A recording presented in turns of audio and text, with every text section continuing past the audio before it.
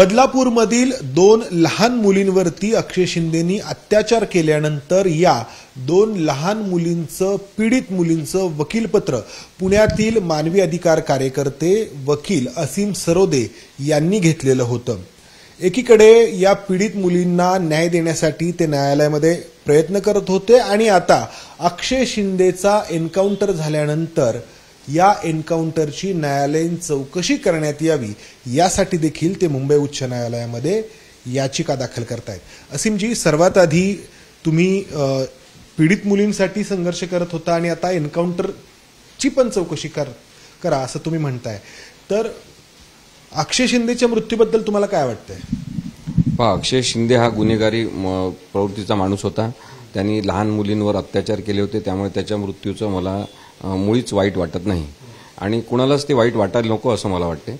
परंतु ज्या पद्धतीने अक्षय शिंदेचा पोलिसांनी खून केलेला आहे, ज्याला एन्काउंटर असं आपण म्हणतो, ते एन्काउंटर सुप्रीम कोर्टाने अनेकदा बेकायदेशीर आणि घटनाबाह्य ठरवलेलं आहे। जगातल्या कोणत्याही देशामध्ये एन्काउंटर हे कायदेशीर नाही आणि त्यामुळे रस्त्यावर होणारा न्याय याच्याबद्दल समाधान आणि आनंद व्यक्त करणारा समाज कायद्याच्या दृष्टीने मागासलेला असतो, हे मला पटलेलं आहे आणि म्हणून मी एवढीच मागणी करतोय की अक्षय शिंदेनी ज्या पद्धतीने गुन्हा केला, ते गुन्हा करताना शाळेतल्या कोणत्या कोणत्या वातावरणाचा घटकांचा त्याला फायदा त्यांनी करून घेतला, त्या उणीवा आपण जर केस चालवली असती तर माहीत झाल्या असत्या।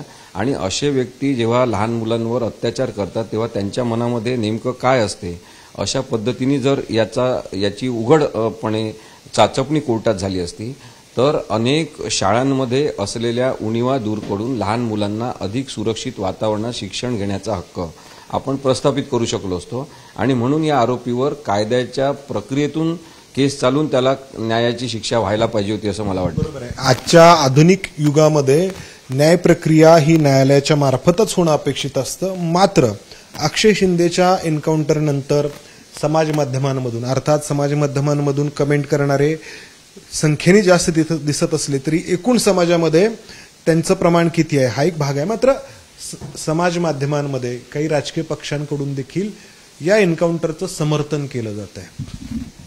बघा, राजकीय पक्ष जर या एन्काउंटरचं समर्थन करत असतील तर ते पक्ष लोकशाहीमध्ये नापास ठरलेले पक्ष आहेत। ज्यांना लोकशाहीच कळली नाही त्यांना लोकशाही प्रक्रियेत सहभाग घेण्याचा सुद्धा आता हक्क राहिला नाही असं म्हणायला पाहिजे। परंतु कायद्याचा विचार आपण केला तर आपण जी न्यायव्यवस्था प्रस्थापित केलेली आहे भारतीय संविधानानुसार त्याच्यातूनच न्याय व्हायला पाहिजे। अशा प्रकारचा जो रस्त्यावर होणारा न्याय आहे आणि एका व्यक्तीचा आपणच स्वतः खून करून टाकायचा आणि मग न्याय झाला म्हणून पेढे वाटायचे, ही असंवैधानिक वागणूक आहे। असं करणारे सगळे लोक आणि राजकीय पक्ष हे संविधानाचाच अपमान करत आहेत, म्हणजे जणू काही ते संविधानच मानत नाही अशीच त्यांची प्रवृत्ती। तुम्ही या ज्या 2 पीडित मुली आहेत ज्यांच्यावरती अक्षय शिंदेंनी अत्याचार केले होते, तर त्यांच्याशी या एन्काउंटर नंतर काही बोललेला आहात? त्यांचं काय म्हणणं आहे या सगळ्या एन्काउंटर बद्दल? एन्काउंटर संदर्भात थेट बोलणं झालं नसलं तरी एवढं बोलणं मात्र झालेलं आहे की या सगळ्या प्रकारामुळे ते सुद्धा धास्तावलेले आहेत आणि मी आज आपल्या चॅनलच्या माध्यमातून हे नक्की सांगू इच्छितो की आम्ही जेव्हा एक अर्ज केलेला होता की SIT मार्फत चौकशी व्हावी या प्रकरणाची, तेव्हा आम्ही SIT मार्फत चौकशी करतोच आहे, त्यामुळे तुम्ही तो अर्ज करू नका असं व्हिक्टीमच्या आईवडिलांवर दबाव सुद्धा आणण्यात आलेला होता। काही विशिष्ट राजकीय पक्षाच्या तिथल्या ज्या व्यक्ती आहेत ठाणे जिल्हा आणि कल्याणमधल्या, त्यांनी त्यांच्या घरी जाऊन त्यांना दुसरीकडे नेऊन त्यांच्यावर दबाव आणलेला होता। त्यामुळे या सगळ्या गोष्टी ज्या आहेत आम्ही सुरुवातीपासून बघतोय। म्हणजे तुम्हाला एक साधं उदाहरण देतो की जर त्या मुलींनी अगदी नेमकेपणाने सांगितलेलं होतं की झाडूवाला दादा माझ्यावर असं असं करत होता, तर FIR मध्ये पोलिसांना कोणी सांगितलं की झाडूवाला दादा न लिहिता अनोळखी इसम असं लिहायचं? आणि विशेष म्हणजे माहिती घेतल्यावर आम्हाला कळलं की त्या शाळेमध्ये झाडूवाला दादा एकच आहे, इतर सगळ्या महिला स्वच्छता कर्मचारी आहेत।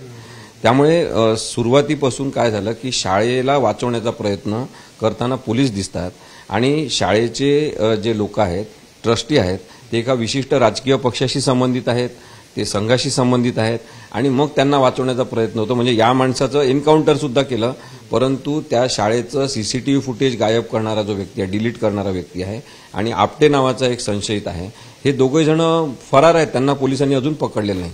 त्यामुळे हे लक्षात येण्यासारखं आहे की याच्यामागे राजकीय दबाव पोलिसांवर सुरुवातीपासून होता आणि त्यामुळे कोर्टामध्ये सुद्धा असं वातावरण होतं की न्यायव्यवस्थेवर पण दबाव आणण्याचे प्रयत्न झाले की काय असं आम्हाला वाटलं. माझ्यासोबत जवळपास 15 वकिलांची कल्याणमधल्या काही संवेदनशील वकिलांची टीम होती. त्यांनी मला सांगितलं की आम्ही केलेला अर्ज घेतच नाही आहे कोर्टामध्ये. आणि जेव्हा मी गेलो आणि आम्ही तिथे आर्ग्युमेंट केलं तेव्हा आमचे हस्तक्षेप अर्ज वगैरे घेण्यात आले. वकीलपत्र आम्ही दाखल केलं व्हिक्टीमतर्फे, त्या मुलींतर्फे, आणि तेव्हा ऐकण्याची प्रक्रिया सुरू झाली. म्हणजे मी तुम्हाला हे का सांगतोय की सतत राजकारणाने प्रभावित असं हे प्रकरण आहे. याच्यामध्ये म्हात्रे नावाचे जे गृहस्थ होते ज्यांनी FIR लीक केला, त्या बाईचं आईचं नाव लीक केलं, आणि त्यांच्या संदर्भात सुद्धा अनेक गोष्टी आपण ऐकलेल्या आहे की त्यांनी ज्या पद्धतीने या प्रकरणामध्ये हस्तक्षेप करण्याचे प्रयत्न केलेले आहे, ते कुणाशी संबंधित आहेत ते व्यक्ती हे सुद्धा सगळ्यांना माहिती आहे. त्यामुळे ही राजकारण प्रेरित अशा प्रकारची एन्काउंटर आहे. प्रत्येकच एन्काउंटर राजकीय असते. तुम्ही आतापर्यंत बघून घ्या की एका राजकीय पक्षाची इमेज चांगली राहिली पाहिजे, आणि त्या राजकीय पक्षाचा नेता समजा त्या जिल्ह्यातलाच असेल तर त्या जिल्ह्याचं नाव बदनाम होते. मग लॉ अँड ऑर्डर सिच्युएशन नाही असं लोक म्हणतात, मग राज्यामध्येच तशी व्यवस्था आहे असं म्हणतात. त्यामुळे मग हा माणूस संपला की हा विषय संपून टाकायचा असं वाटून या माणसाला मारण्यात आलेला आहे. आणि म्हणून आम्ही प्रक्रियेबद्दल बोलतोय. आम्ही त्या माणसाच्या मृत्यूबद्दल आम्हाला काही दुःख नाही, परंतु दुःख याचं आहे की प्रक्रिया मारली गेली आणि न्याय सुद्धा मारला जातोय. मुलीच्या ह्या ज्या 2 मुली आहेत त्यांच्या पालकांशी तुम्ही बोलणार आहात याबद्दल? म्हणजे तुम्ही स्वतः तर याचिका करता आहातच.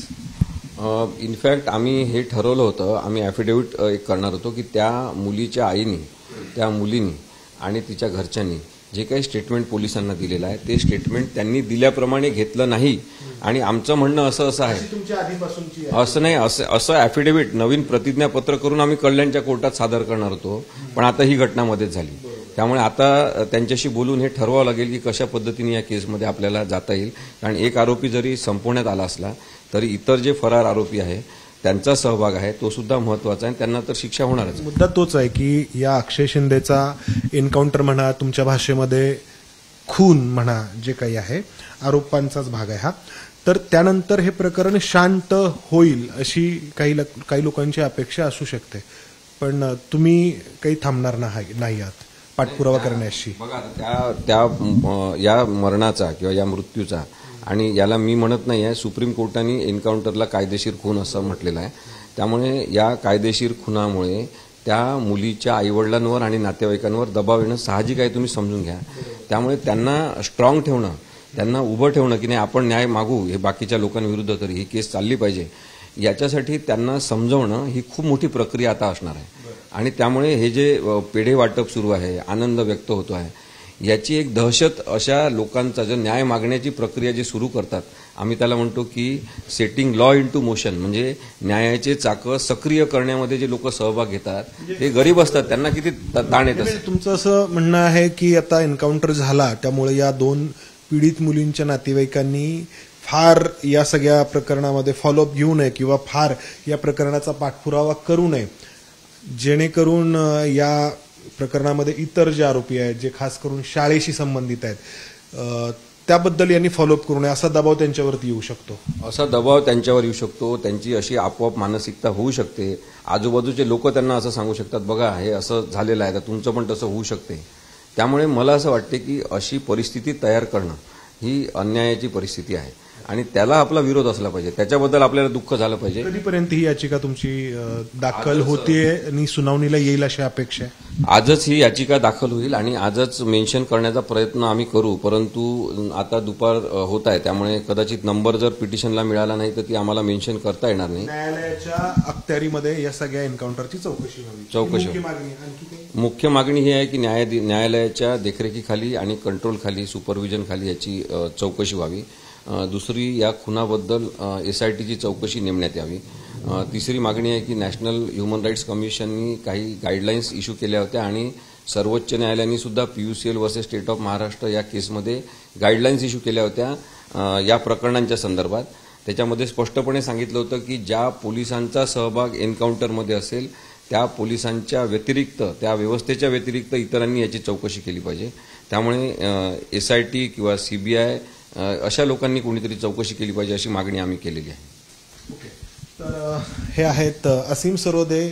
2 पीडित मुलींचं, त्यांच्या नातेवाईकांचं वकीलपत्र असीम सरोदेंकडून घेण्यात आलं होतं आधीपासूनच कल्याणच्या न्यायालयामध्ये त्यांची जी याचिका आहे ती सुरू होती, दाखल होती आणि आता एन्काउंटर, यामुळं पुन्हा एकदा नव्याने याचिका त्यांच्याकडून दाखल होते आहे आणि एन्काउंटर नंतर हे प्रकरण इथंच थांबू नये यासाठी ते प्रयत्नशील असणार आहेत.